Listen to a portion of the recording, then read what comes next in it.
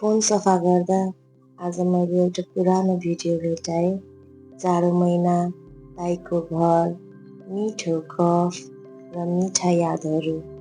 ठुलो खुसी खोज्दा खोज्दै हामीहरू सानो खुसी बिर्सन्छौँ, तर पछि हेर्दा यस्तै साधारण दिनहरू नै सबैभन्दा राम्रा याद बनेर बस्ने रहेछन्। त्यो दिन चाहिँ दाइले कुखुरा चाहिँ घरमै लिएर आउनुभयो किनेर, अनि आफू चाहिँ कुखुरा बनाउन लाउनुभयो फटाफट। अनि मलाई चाहिँ मासु चाहिँ कहिले पकाए भनेर भन्नुभयो। अनि म चाहिँ मसला रेडी गर्नलाई नन्द भाउजू चाहिँ गफ गर्दै काम गर्दै गएरहे। म चाहिँ मसला भुटेर अनि पिस्छु के, त्यो चाहिँ सिलौटोमा पिस्नको लागि। अनि टेस्टी हुन्छ अरे कि मसला सिलौटोमा पिसेपछि। त्यही भएर मैले पनि ट्राई गरौँ न भनेर चाहिँ सिलौटोमा पिस्नलाई सिलौटोलाई चाहिँ अब पखालेर मसला राख्छु यसमा, जिरा धनियाँ। अनि त्यसपछि राख्छु म गरम मसला। यसमा गरम मसलामा फेरि ल्वाङ, सिक्नेल, मरिच मात्रै हो, अरू चाहिँ धुलो छ भन्ने गएर आउँछु नि। त्यही भएर यति राखेर पिस्न लगाएँ मैले। यसलाई चाहिँ अब मसिनो हुने गरेर पिस्छु म। पिस्दाखेरि यति मिठो स्मेल आएको थियो है, त्यो चिसो हावा अनि मसलाको स्मेल लिँदै इन्जोय गर्दै मैले चाहिँ मसला पिसिरहेको थिएँ। अनि साथसाथै अब लसुन पनि एड गरेर यसलाई पनि मसिनो गराउनु पऱ्यो नि त। लसुन त झन् नहाली हुँदैन होइन। अनि लसुन राखेर पिसेर अब यसलाई राख्छु प्लेटमा। प्याज त काट्नै पऱ्यो है, यो चाहिँ दाइको घरकै प्याज हो, त्यही भएर सानो सानो छ। यसपछि राख्छु कराहीमा तेल। अनि तेल राख्ने बित्तिकै म पुऱ्याउँछु मेथी। अनि मेथी सँगसँगै राख्छु मैले जिरा, धनियाँ, अनि रातो खुर्सानी, अनि ल्वाङ, सुक्नेलहरू चाहिँ मैले तेलमै पुऱ्याउँछु कि। हजुरहरूले चाहिँ के गर्नुहुन्छ है, कसरी स्टार्ट गर्नुहुन्छ त्यो चाहिँ कमेन्टमा भन्नु होला है। त्यसपछि राखेँ मैले प्याज। अनि प्याज राखेर राम्रोसँग चलाउने अनि रातो हुने गरेर भुट्ने।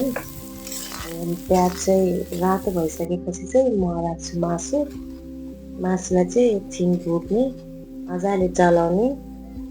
अनि त्यसपछि म चाहिँ राख्छु नुन राखेर सुरुमा नुन राखेर भुट्यो भने चाहिँ पानी छोड्छ अरे कि।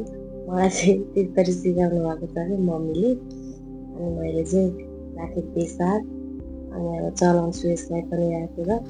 यति मिठो स्मेल आइरहेको थियो है, चिसो मौसम अनि यो मासुको स्मेल अनि त्यो हाम्रो गफ अहिले सम्झिँदाखेरि पनि कस्तो आनन्द आइरहेको छ नि, हेर्दाखेरि पनि। इमेजिन गर्नु त गाउँमा चुलोमा पकाएको मासु अनि सबै मेटेरियलहरू पनि घरकै अर्ग्यानिक नै होइन। कस्तो मिठो बास्ना आइरहेको थियो है। अनि त्यसलाई छोड्छु अब म एकछिन, मसला भुटिसकेँ अब फेरि चलाउनु पऱ्यो नि त। अनि त्यसको बाफे हुनु भने राखेँ अब मैले हरियो खुर्सानी, लसुनको पात। अब यतिखेर त गाउँघरमा मजाले पाइन्छ नि त, इजिली घरमै पाइन्छ। अनि स्मेल पनि यति मिठो आएको थियो कि साथीहरू, अब तपाईँ हेर्दै थाहा पाउनुहुन्छ है। इमेजिन गर्नु न है, त्यो चिसो मौसम अनि घरको यो खाना चुलोमा पकाएको।